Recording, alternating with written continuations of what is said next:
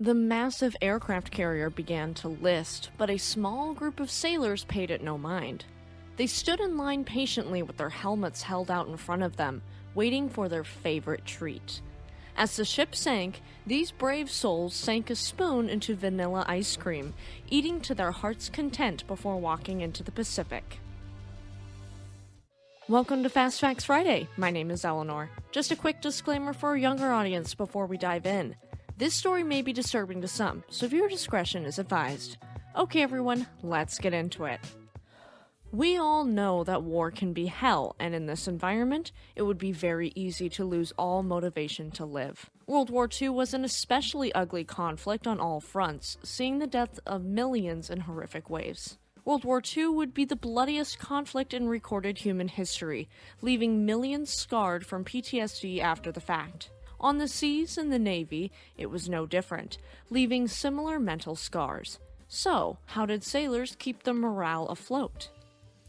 Prior to 1914, sailors could have a stiff drink after a battle to rid themselves of the trauma temporarily, or at least to better stomach it. However, in 1914, then Secretary of the Navy Josephus Daniels issued an order prohibiting the consumption of alcohol on any naval vessel, shipyard, or shore station. This was both a positive and negative development. Alcohol impairs those who consume it, and removing it meant the sailors stayed sharp in case of a surprise attack. On the negative side, the morale would be more difficult to maintain for those who looked forward to a shot of whiskey after battle.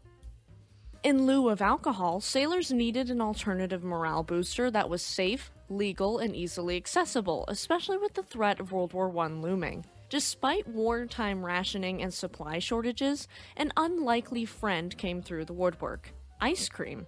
Yes, that sweet, melty treat that many of us indulge in from time to time. Now would be a good time to ask you, what is your favorite flavor of ice cream? The Navy added ice cream makers to ships prior to World War I. Ice cream was a smash hit for the sailors of World War I, looking forward to that sweet treat after a long fight. It also was used to aid in the recovery of sick troops, like during the 1918 flu epidemic, which happened during World War I and affected thousands of troops. Ice cream soothes the throat and lifts spirits. Cold pasteurized milk and gallons of ice cream were a staple of USNS Mercy, an American hospital ship in World War I, and it aided many sick and wounded soldiers back to recovery. This love for ice cream was further cemented with the passing of the 18th Amendment, which prohibited alcohol across the United States. Even after the repeal of the prohibition in 1933, the Navy's appreciation for ice cream endured. In World War II, the Navy resorted to operating refrigerated barges to meet the needs of the massive and far-flung Pacific Fleet. In 1941, however, the U.S. government declared ice cream a non-essential food as part of rationing efforts ahead of World War II. The International Association of Ice Cream Manufacturers and the National Dairy Council launched an intense ad campaign to reverse the decision, publishing propaganda posters emphasizing the health benefits ice cream offered U.S. troops. One of these propaganda ads in 1944 by the National Dairy Council read as follows, quote, "There's a reason the U.S. Navy serves ice cream. America's favorite dairy food, ice cream, is an important source of vitamins, proteins, and minerals." The ad went on to cite the work of subsistence researchers in Chicago who approved foods served by the Navy. And the Navy would still prioritize this special treat, even though civilians at home faced ice cream shortages amid the rationing of sugar and milk. However, organizations framed the ice cream scarcity back home as a sacrifice for the well-being of U.S. troops, creating national unity. Only America could unite over ice cream. And we always have the scoop over here for you. If you're enjoying this episode and want to hear more about ships, their careers, and their wrecks, check out our main show, Shipwreck Sunday, every Sunday night at 4 p.m. Pacific Standard Time. Alright, let's look at one event that solidified the importance of ice cream for the U.S. Navy. Ice cream operations at sea began to closely resemble experiences back home. The first-in-class super dreadnought battleship USS Pennsylvania had its very own maritime ice cream parlor, complete with a soda fountain and tiled walls decorated with images of famous ships. The Navy also installed a brand new soda fountain aboard the Omaha-class light cruiser USS Memphis, which cost a whopping $7,000, about $130,000 in 2024.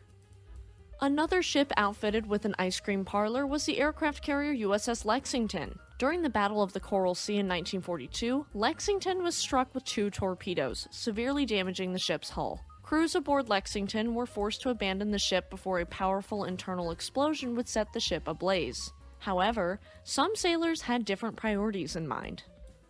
U.S. Navy Admiral Noel A.M. Gaylor, one of the Navy's first fighter aces who served aboard the Lexington, recalled the moments before the ship sank in a 1983 interview with Paul Stilwell, a historian at the U.S. Naval Institute. He said, quote, "We were driven by the fires to the extreme end of the ship. The ship's service ice cream plant was in the extreme port corridor. Some clown passed the word that there was free ice cream, so sailors were abandoning ship and lining up for free ice cream." He later added, quote, "Of course, they puked it up as soon as they'd been swimming in salt water for a while."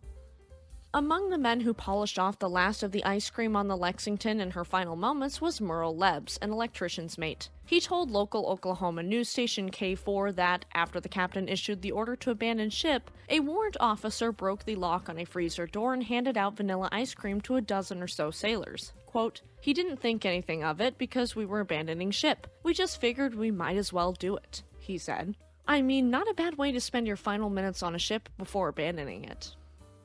Several sailors filled their helmets with ice cream, eating it before getting into the Pacific Ocean. This enthusiasm for ice cream led to the Navy to invest $1 million in the construction of a floating ice cream factory during World War II. Borrowed from the Army, a concrete barge was retrofitted to produce and distribute ice cream at sea. Stationed in the Western Pacific, the barge supplied ice cream to smaller ships such as destroyers that lacked onboard production capabilities.